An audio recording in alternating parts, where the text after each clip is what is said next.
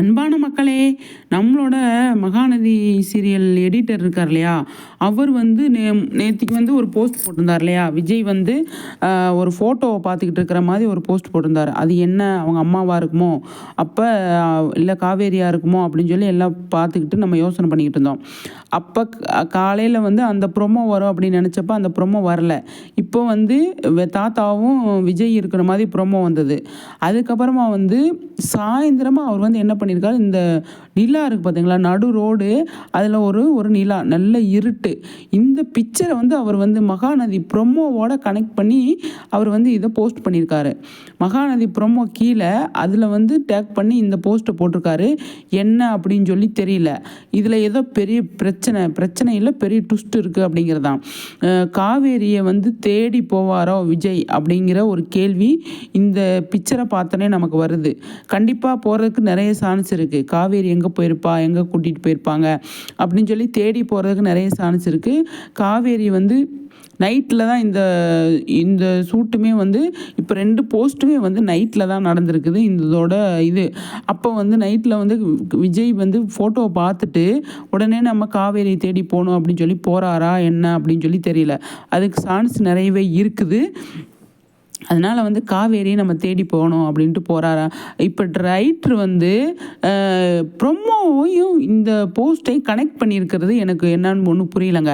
அதனால வந்து நம்ம வந்து காலையிலேருந்து எஸ்எஸ் மியூசிக்கில் வந்து நம்ம மகாநதி செலிப்ரேஷன் போயிட்டு இருந்தது இல்லையா, அதிலே கான்சன்ட்ரேஷன் பண்ணிகிட்டு இருந்ததுனால இதை வந்து நான் வந்து கவனிக்கலை. இப்போ தான் கொஞ்ச நேரத்துக்கு முன்னாடி பார்த்தேன். இந்த பிக்சரை வந்து இதில் என்ன கணிக்கிறதுனே புரியல, என்ன இதிலேருந்து எடுத்துக்கிறது அப்படின்னு சொல்லி புரியல. உங்களுக்கு ஏதாவது தெரிஞ்சது அப்படின்னா நீங்கள் வந்து கமெண்ட்ஸில் சொல்லுங்கள். அது வந்து அதாவது தனிமையாக இருக்கிற மாதிரி இருக்குது. நடு ரோட்டில் தனிமையாக வந்து ஃபீல் பண்ணிட்டு விஜய் இருப்பாரா அப்படிங்கிறது. அப்போ ப்ரொமோவில் சொன்னது என்ன, ப்ரொமோவில் நான் காவேரியோட ஃபேமிலியை அவங்களே கொண்டு வந்து விடுற மாதிரி நான் வந்து அவங்க இது பண்ணுவேன் தாத்தா, என்னை நம்புங்க அப்படின்னு சொல்லி பயங்கர ஸ்ட்ராங்காக பயங்கர போல்டாக வந்து ப்ரொமோவில் பேசியிருந்தார் இல்லையா நம்மளோட விஜய். அதை பார்க்கும்போது நமக்கு செம்மையாக இருந்ததா, விஜயோட ஆட்டம் ஆரம்பிச்சிருச்சு அப்படிங்கிற மாதிரி நம்ம கூட பேசியிருந்தோம். ஆனால் இந்த பிக்சரை இந்த செகண்ட் ஈவினிங் போட்ட பிக்சரை பார்த்துட்டு இதில் நிறைய நமக்கு வந்து விஷயம் இருக்குது. அப்போ காவேரி நினச்சி விஜய் வந்து ஃபீல் பண்ணுறாரு, அதிகமாக ஃபீல் பண்ணுறாரு அப்படிங்கிறத, தனிமையில் இருந்து ஃபீல் பண்ணுறாரு, தாத்தா பாட்டிக்கிட்ட காட்டிக்காமல் அவர் வந்து பயங்கரமாக ஃபீல் பண்ணுறாரு அப்படிங்கிறதான். ஏன் அப்படின்னா காவேரியை வந்து அவ்வளோ நேசிச்சார் இல்லையா.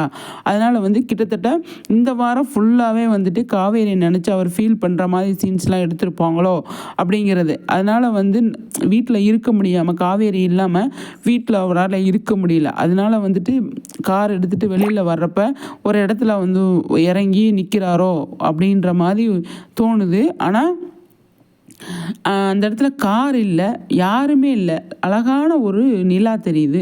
அது மட்டும்தான் அவர் வந்து போட்டிருக்காரு. வேறு எந்த ஸ்டோரி எதுவுமே போடலை. அதனால் வந்து இது என்ன அப்படின்னு சொல்லி தெரியல. ஆனால் இதுலேருந்து என்ன தெரிய வருது அப்படின்னா, விஜய் வந்துட்டு பயங்கரமாக ஃபீல் பண்ணுறாரு. காவேரி இல்லாதது தனிமையை வந்து பயங்கரமாக வந்து இது பண்ண முடியல அப்படிங்கிறது வந்து இதுலேருந்து நமக்கு தெரிய வருது. கண்டிப்பாக வந்து விஜய் ஃபீல் பண்ணுறாரு அப்படிங்கிறத அதை தொடர்ச்சியாக கொண்டு போவாங்க ஒரு இந்த வாரம் ஃபுல்லாக அப்படிங்கன்னு தோணுது. நைட்லேயே வந்து காட்டுறாங்க இல்லையா. அதனால் வந்துட்டு காவேரி கிளம்பி போனதுக்கப்புறமா அன்னைக்கு நைட்டு சாவியை கொடுத்துட்டு போனதுக்கப்புறமா அன்னைக்கு நைட்டு வந்து பயங்கரமாக ஃபீல் பண்ணுறாரு. அந்த அன்னைக்கு எடுத்த ஒரு இது தான் அப்படிங்கிறது எடிட்டிங்கில் இந்த இது வந்திருக்கு. அப்போ கண்டிப்பாக வர்றதுக்கு சான்ஸ் இருக்குது, நமக்கு ப்ரொமோவில் வர்றதுக்கு சான்ஸ் இருக்குது. நான் நினச்சேன் இன்றைக்கி இன்னொரு ப்ரொமோ வரும் அப்படின்னு சொல்லிட்டு.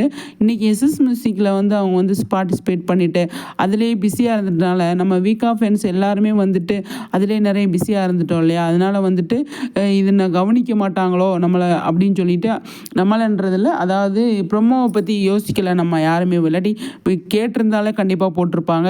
நாளைக்கு வந்து எபிசோட் டெலிகாஸ்ட் ஆனதுக்கப்புறம் கூட ப்ரொமோ கண்டிப்பாக நாளைக்கு வரும் அப்படிங்கிறதான். இந்த ப்ரொமோ விஜய் ஃபீல் பண்ணிகிட்டு இருக்காரு அந்த ப்ரொமோ இப்போ போஸ்ட் போட்டிருக்காங்க இல்லையா. இந்த 2 போஸ்ட்டுக்கு கனெக்டாக வந்து எடிட்டட் போட்ட போஸ்ட்டுக்கு கனெக்டாக வந்து கண்டிப்பாக வந்து ப்ரொமோ வரும் அப்படின்னு நான் நினைக்கிறேன். கண்டிப்பாக நாளைக்கான எபிசோடில் வந்து நல்லாயிருக்கும். காவேரி சாவி யாருக்கிட்ட கொடுத்துட்டு போனாங்க, விஜய்க்கும் காவேரிக்கும் என்ன நடந்தது, அவங்க 2 பேரும் என்ன பேசிக்கிட்டாங்க அப்படிங்கிறது. எனக்கு தெரிஞ்சு அவங்க 2 பேருமே பேசியிருக்க மாட்டாங்க அப்படின்னு நான் நினைக்கிறேன்.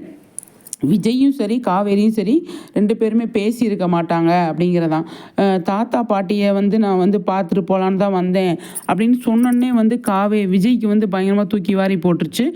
நீ இப்படி தான் நினச்சி வந்தையா அப்படின்னு சொல்லி அவர் வந்து பயங்கரமாக ஃபீல் பண்ணார். அப்போயே நம்ம பார்த்தோம்.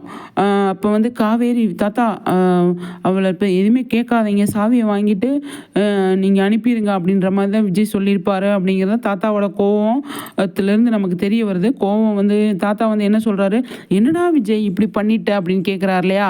அப்போ வந்து காவேரி சாவியை கொடுத்துட்டு போகணுன்னு தான் தாத்தா வந்தா, அப்புறம் எப்படி அவளை வந்து என்னால் இருக்க சொல்ல முடியும் அப்படின்னு சொல்லி அவர் வந்து சொல்கிறார் இல்லையா. அதனால வந்து சொல்கிறேன் நான், கண்டிப்பாக வந்து காவேரியை வந்து தாத்தா சாவியை வாங்கிட்டு அனுப்புங்க அப்படின்னு சொல்லியிருப்பார் விஜய், நிச்சயமாக சொல்லியிருப்பார். அதனாலே காவேரி சாவியை கொடுத்துட்டு அழுதுட்டு போயிருப்பாங்க அப்படிங்கிறதான். இல்லைன்னா அங்கேருந்து யாராவது கூப்பிட்றதுக்கு வந்திருப்பாங்க. கூப்பிட்றதுக்கு வந்தோடனே வந்து சரின்ட்டு சாவியை கொடுத்துட்டு பிடிங்க தாத்தா பின்ன அவங்களாம் வச்சுட்டு போயிருப்பாங்களா அப்படின்னு சொல்லி தெரியல. கண்டிப்பாக இந்த மாதிரி இதில் வந்து விஜய் வந்து பயங்கரமாக ஃபீல் பண்ணுறாரு அப்படிங்கிறத காவேரி ஃபீல் பண்ணுறாங்க, ஃபீல் பண்ணலை அது அப்புறமா இருக்கட்டும். அதை விஜயோட பிக்சர் தான் இப்போ 2மே வந்திருக்கு நமக்காக. அதனால் வந்து கண்டிப்பாக நமக்கு வந்து செம ஃபீலிங்ஸாக தான் இருக்கும் அப்படிங்கிறது நம்மளை தெரிஞ்சுக்கணும் இதிலேருந்து அப்படிங்கிறத. நம்ம எடிட்டர் வந்து செம்மையாக கலக்கிறாருங்க. ஒரு 4-5 பிக்சர் போட்டிருப்பாரு, அதில் உண்மையாகவே அவ்வளோ அழகாக வந்து எடிட் பண்ணி சூப்பராக வந்து போட்டிருப்பாங்க. இந்த பிக்சருக்காக நம்ம வந்து என்னவாக இருக்கும் அப்படின்னு கணிக்க முடியாத அளவுக்கு வந்து போட்டிருக்காரு இல்லையா. அதனால் வந்து அவரை பாராட்டணும் அப்படிங்கிறதான். அதை வந்து செம்மையாக போட்டிருக்காரு. எனக்கு வந்து இதை பற்றி பேசணும் அப்படின்றப்ப தூரத்தில் வெளிச்சம், சைடில் யாருமே இல்லை. அப்போ வந்து என்னவாக இருக்கும் அப்படின்னு நானே யோசிக்கிறேன். பார்க்கலாம், நிஜமாகவே பார்க்கலாங்க. அந்த அளவுக்கு கொண்டு போயிருக்காங்க. நாளைக்கான ப்ரொமோவில் வந்து பயங்கரமாக ஃபீல் பண்ணுவார் விஜய். காவேரியும் ஃபீல் பண்ணுவாங்க. ஆனால் முக்கியமாக வந்து தனிமையில் வந்து விட்டுட்டு போகிறது யார்? அவங்க வந்து அவங்க ஃபேமிலியோடு போயிடுறாங்க. அப்போ காவேரிக்கு வந்து பிரச்சனை கிடையாது. ஏன்னா அவன் விஜய் சொன்ன மாதிரி அவள் ஃபேமிலியோடு போயிட்டா தாத்தா, அவள் என்ன வேண்டான்னு சொல்லிட்டு அப்படின்னு தானே சொல்கிறாரு. ஃபேமிலியோடு போயிட்டா தாத்தா, ஃபேமிலி முக்கியம் நினச்சிட்டு காவேரி போயிட்டா, நான் முக்கியம் இல்லைன்னு நினச்சிட்டு போயிட்டா தாத்தா அப்படின்னு சொல்கிறாரு இல்லையா விஜய். அப்போ தாத்தா என்ன சொல்கிறாரு, அவள் ஏன் போனா, எதுக்கு சாவியை கொண்டு வந்து கொடுத்துட்டு போனா, என்ன நெருக்கடியாக இருக்கும் அப்படின்னு நீ யோசிக்க மாட்டியாப்பா அப்படின்னு சொல்லி கேட்குறாரு தாத்தா. அப்போ யோசிக்கிறார் விஜய், கண்டிப்பாக நான் யோசிப்பேன் தாத்தா. காவேரி மேலே எனக்கு கோபம் கிடையாது. அவங்க ஃபேமிலி வந்து சொன்னதுனால தான் அவள் இந்த மாதிரி பண்ணுறா.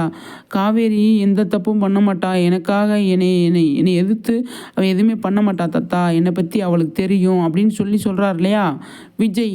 அந்த இடத்துல வந்து தாத்தாவுக்கு மனசுக்கு ஆறுதலாக இருக்குது. காவேரியை பற்றி விஜய் மனசில் நல்ல எண்ணத்தோடு தான் இருக்குது அப்படின்னு சொல்லி அவர் வந்து பயங்கரமாக வந்து சந்தோஷப்படுறாரு. அதுக்கப்புறமா வந்துட்டு கண்டிப்பாக நான் வந்து காவேரியை வீட்டுக்கு கூட்டிகிட்டு வருவேன். ஆனால் நான் கூட்டிகிட்டு வர மாட்டேன், அவங்க அம்மாவே கொண்டு வந்து இங்கே வந்து விடணும். அதுதான் என்னோடய மோட்டிவாக இருக்கும் இனிமேல். நான் போய் காவேரியை கூட்டிகிட்டு வீட்டுக்கு அனுப்புங்க அப்படின்னு சொல்லி கேட்க மாட்டேன் தாத்தா. நீங்கள் என்னை பற்றின தப்பான எண்ணத்தை அவங்க வளர்த்துருக்காங்க, அதை மாற்றி உங்கள் கூட தான் என் பொண்ணு வாழணும் அப்படின்னு சொல்லி அவங்களா கொண்டு வந்து விடுவாங்க. அதுக்கான முயற்சியை நான் எடுப்பேன், அதுக்கான வேலையை நான் பார்ப்பேன் தாத்தா. நீங்கள் இதை பற்றி கவலைப்படாதீங்க. காவேரி தான் என்னோடய பொண்டாட்டி, வேறு யாரும் கிடையாது.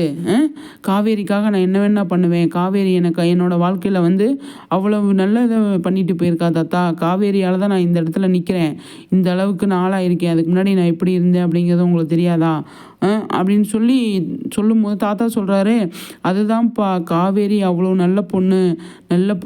அதனால தான் நான் வந்து காவேரியை விட்டுறக்கூடாது அப்படின்னு நினைக்கிறேன் அப்படின்னு சொல்லி தாத்தாவும் சொல்லுவார். நீ கவலைப்படாதீங்க தாத்தா, காவேரி தான் என் பொண்டாட்டி, அவள் தான் என்னோட வாழ்க்கையில் வேறு யாருமே கிடையாது, வேறு யாருக்கும் இடம் கிடையாது அப்படின்னு சொல்லிட்டு ஆணித்தனமாக அடித்து சொல்கிறாரு. தாத்தாவுக்குன்னா அவ்வளோ சந்தோஷம், பயங்கரமாக ஹாப்பியாகிறார் தாத்தா. அதுக்கப்புறமா வந்து தாத்தா நான் ஒன்று சொல்கிறேன், நீங்கள் வந்து கவலைப்படாதீங்க, நான் வந்து ஹாப்பியாக சந்தோஷமாக தான் இருக்கேன். மனசுக்குள்ளே இருந்தாலுமே விஜய் சொல்கிறார், சந்தோஷமாக தான் இருக்கேன். காவேரியை கூட்டிகிட்டு வந்து நம்ம வீட்டில் சேர்க்கறது என்னோடய பொறுப்பு. கண்டிப்பாக அதை நான் பண்ணுவேன் தாத்தா, நிச்சயமாக அதை நான் பண்ணுவேன். ஆனால் நானாக போய் அவங்க வீட்டில் போய் சண்டை போட்டு கூட்டிகிட்டு வர மாட்டேன், அவங்க அம்மாவாக கொண்டு வந்து விடுவாங்க. இது நான் உங்கள் மேலே நான் உங்ககிட்ட நான் வந்து சத்தியம் பண்ணி சொல்கிறேன் தாத்தா அப்படின்னு சொல்லவுமே தாத்தாவுக்கும் பயங்கர சந்தோஷமாயிடுச்சுங்க.